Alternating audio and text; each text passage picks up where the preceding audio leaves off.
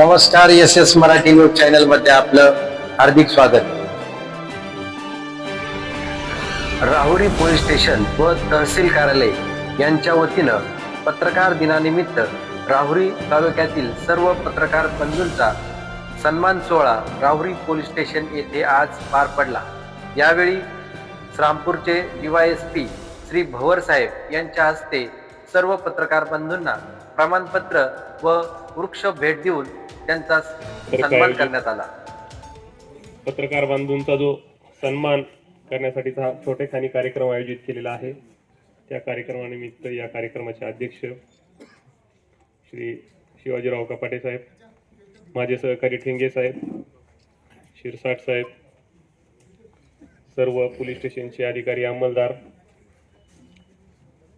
या ठिकाणी पत्रकार आणि पोलीस लोकशाहीचा तिसरा आणि चौथा जो स्तंभ आहे, त्या दोघांचं हे रिलेशन किती महत्वाचं आहे हे आता आपण पाहिलेलं आहे.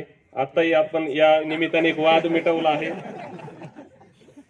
नाही, ही खरंच चांगली गोष्ट आहे, कारण की तुम्ही जे आहेत कधी बातम्या ज्या छापतात ते काही असं निगेटिव्हली आम्ही कधी त्याच्यात घेत नाही, कारण की त्याच्यातून आम्हालाही काही सुधारणा करता येतात. बऱ्याच वेळा काही चुकते का किंवा काही घडते का हे बऱ्यापैकी पोलीस स्टेशन व्यतिरिक्त वरिष्ठ अधिकाऱ्यांकडे पर्यंत हे जातं.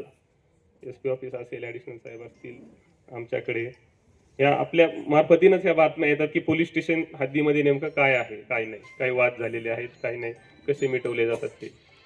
हा पत्रकार दिन आहे तो जो 1832ला तुमचं पहिलं मराठीतलं दर्पण दिन पण म्हणतात याला, बाळशास्त्री जांभेकरांनी जे चालू केलं होतं तेव्हापासून आपण हा सुरू केलेला आहे.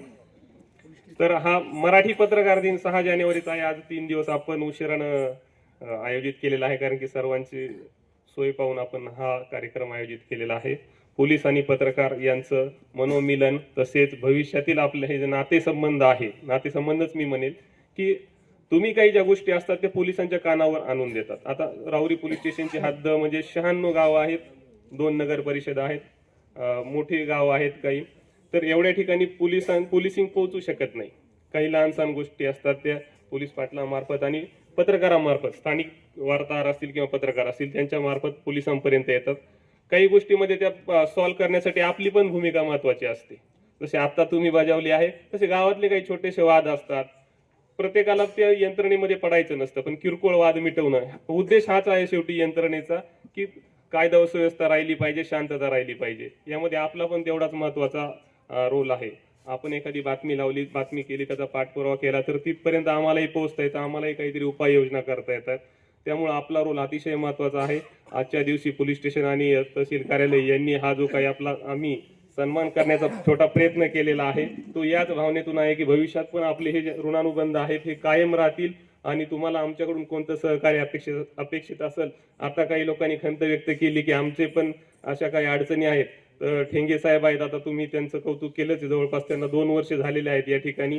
पण भविष्यात पण आता मी येऊन 4 महिने झालेला आहे. भविष्यात आम्ही आहे, काही अडचण आली तर तुम्ही आमच्याशी संपर्क करू शकता. नक्कीच पोलिसांच्या वतीनं आपल्याला जी काही मदत करता येईल ती यथेच मदत आम्ही करू आणि यापुढे पण आपले असेच चांगले संबंध राहू देऊ. या निमित्तानं मी पत्रकार दिनाच्या निमित्तानं पोलीस प्रशासनातर्फे आणि महसूल प्रशासनातर्फे तुम्हाला खूप शुभेच्छा देतो. भविष्यात पण आपण असेच प्रोग्राम आयोजित करू आणि पोलीस पत्रकार यांचा संबंध चांगला राहण्याचा प्रयत्न करू.